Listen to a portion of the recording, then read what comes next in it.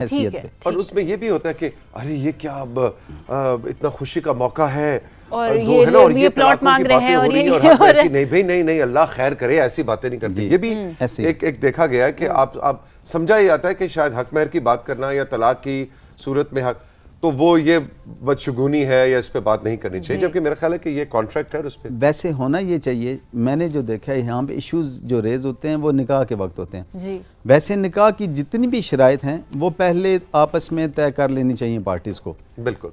और निकाह के वक्त एक बात का बड़ा ख्याल रखा जाए, वो ये ख्याल रखा जाए कि निकाह जब आप फिल करते हैं तो वो मौलवी साहब कहते हैं तुसी छोड़ दो जी, हाँ आप रहने दें। वो मौलवी साहब ये कहते हैं या जो भी पढ़ा रहा होता है तो उस वक्त किसी आप एक्सपर्ट से, अपने जो भी करीब तरीन आपके लॉयर हैं उनसे एडवाइस लें इस पे कि मुझे क्या शराइत रखानी है और किस तरह लिखवानी है मैंने। और उस वक्त नहीं, ये पहले कर लेना, निकाह के पहले वक्त ये काम ना करें। एग्जैक्टली, वो पहले कर लें। और जिस वक्त निकाह ये तय हो रहा हो उसमें पार्टीज खुद अपने राइट्स को वहाँ पे डिटरमिन करें। बातें आपकी बड़ी जबरदस्त हैं, लेकिन मसला ये कि वक्त हमारे पास रह गया बहुत कम और सवाल आगे बहुत ज्यादा, इसलिए अब हम सेकंड्स की बुनियाद पे सवाल भी करेंगे और आप जवाब भी देंगे। जी अच्छा जी, राबिया बीबी ने हमें बुरेवाला से मैसेज किया, निकाह नामे के अंदर जो शराइत लिखवाई जाती हैं उनकी कानूनी हैसियत क्या होती है?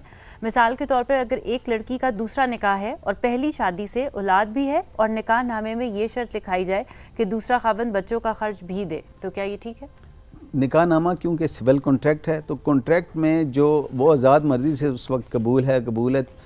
वैसे तो एग्रीमेंट में एक दफ़ा होता है, निकाहनामा में 3 दफ़ा कराया जाता है कि बाद में ये बंदा स्लिप ना हो अपनी बात से। तो ये बिल्कुल वैलिड शर्त है और इस पे वो बाउंड होगा, उसी तरह बाउंड होगा जिस तरह अपने बच्चों का, अगर वो एग्री करता है। अगर नहीं करता कॉन्ट्रैक्ट वो बाउंड को अगर साइन कर रहे हैं तो फिर आप वो बाउंड होगा, उस पे बाउंड होगा। अच्छा जी, शकीला हबीब शकरगढ़ से, अगर निकाहनामा की एक परत पर तहरीर की जाती है, बाकी परतें दस्तखत करवा लिए जाते हैं और खाली छोड़ दी जाती है, अगर कोई फरीक इस पर बाद में इजाफी शराइत लिख दे तो मुतासिर फरीक इसका तदारुक कैसे कर सकते हैं? ये इसकी 2 सूरतें हो सकती हैं। एक तो ये है ना कि फ्रॉड से लिखवा दी जाए।